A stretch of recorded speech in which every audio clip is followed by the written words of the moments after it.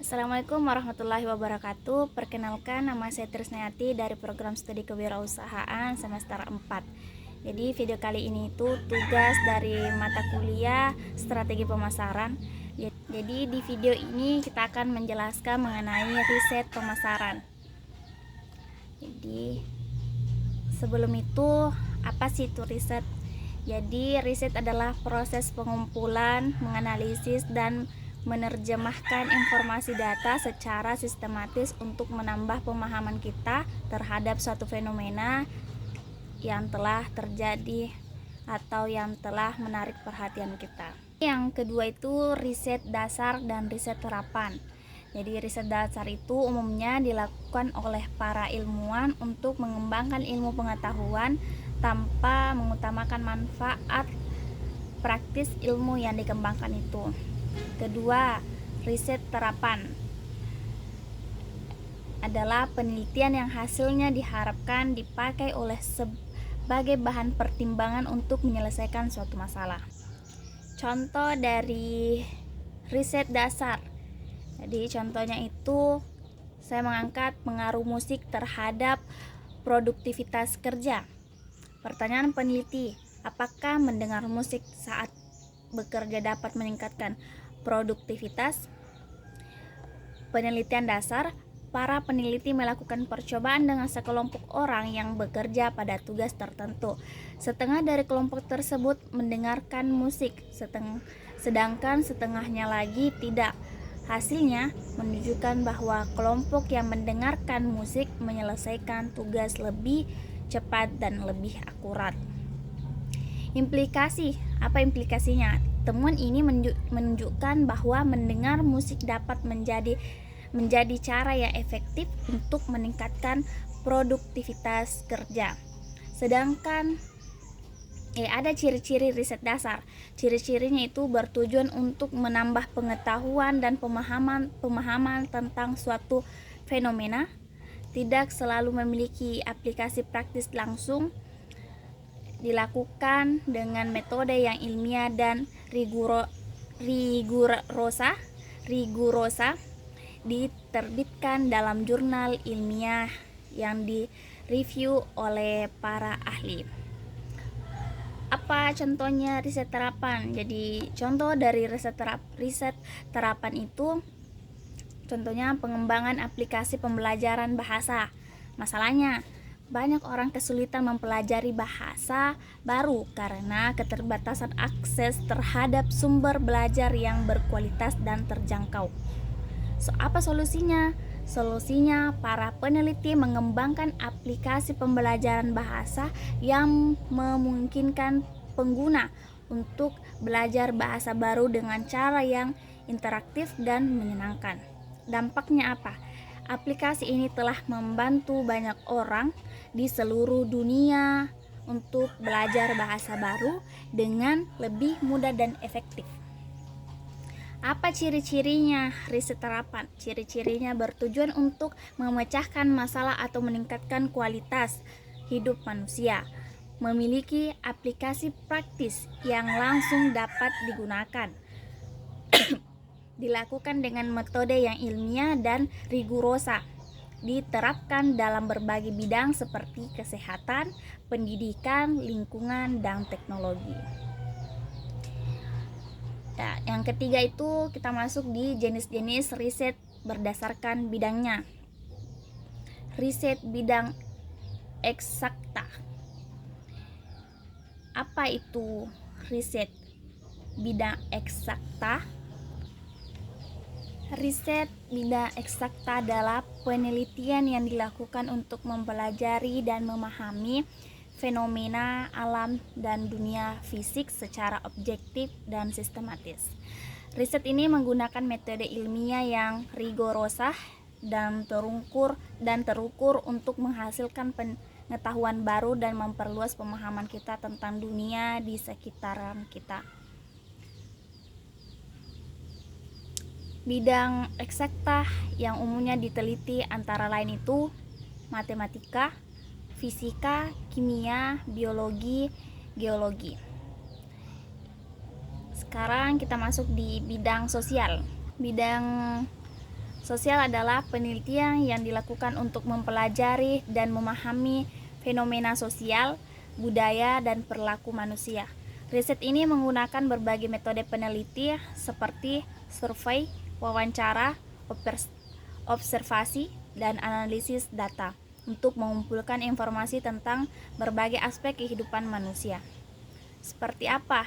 Kenapa kita bisa mengumpulkan aspek kehidupan manusia yang seperti apa yang kita ingin ketahui, yaitu hubungan antara individu dan kelompok, nilai moral dan kepercayaan, perubahan sosial, masalah sosial, kebijakan publik.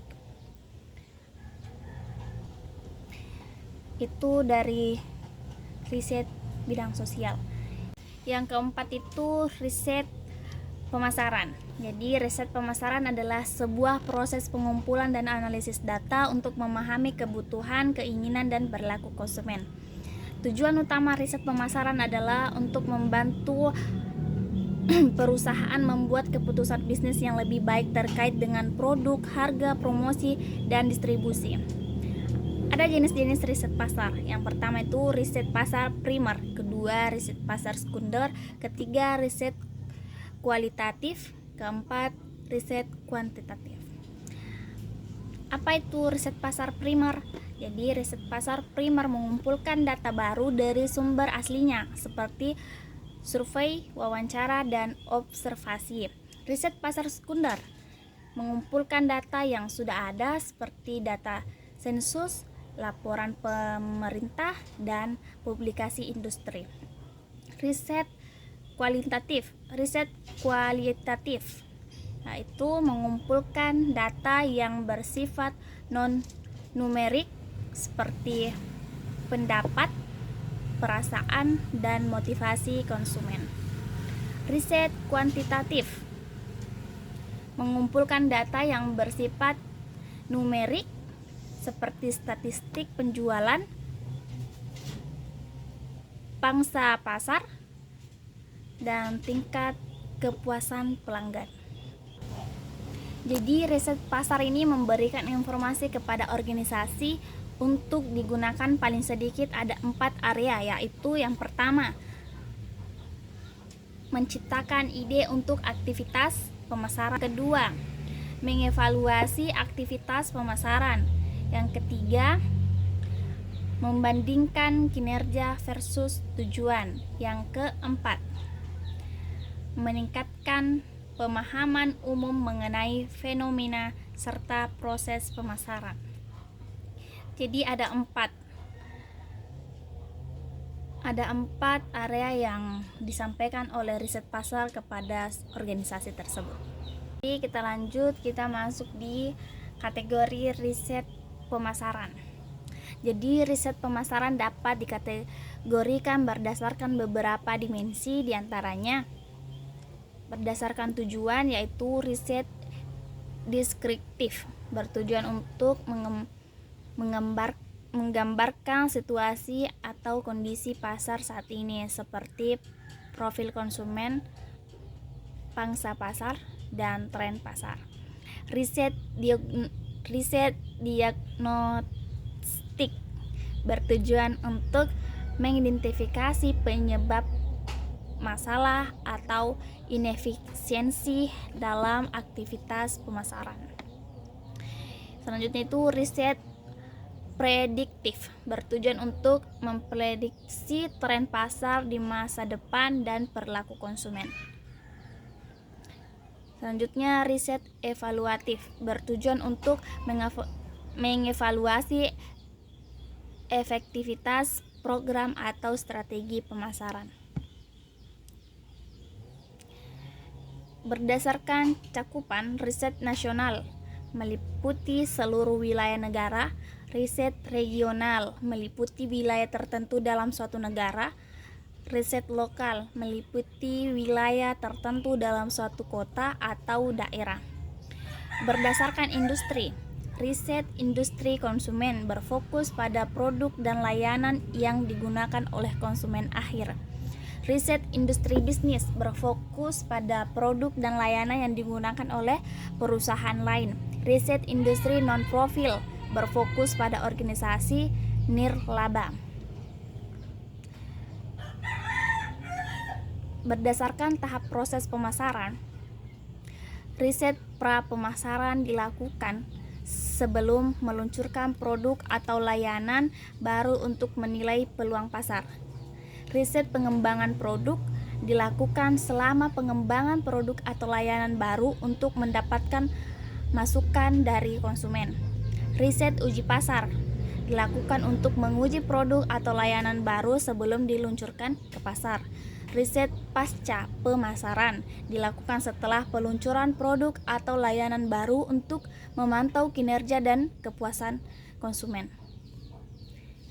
Jadi itu materi dari kategori riset pemasaran tadi. Yang selanjutnya itu, apakah riset pemasaran itu selalu perlu? Tujuan riset pemasaran adalah memberikan informasi yang dibutuhkan, kemudian menyediakan informasi yang relevan, akurat, reliable, dan valid bagi manajemen. Kemudian manajemen menggunakan informasi tersebut dalam pengambilan keputusan.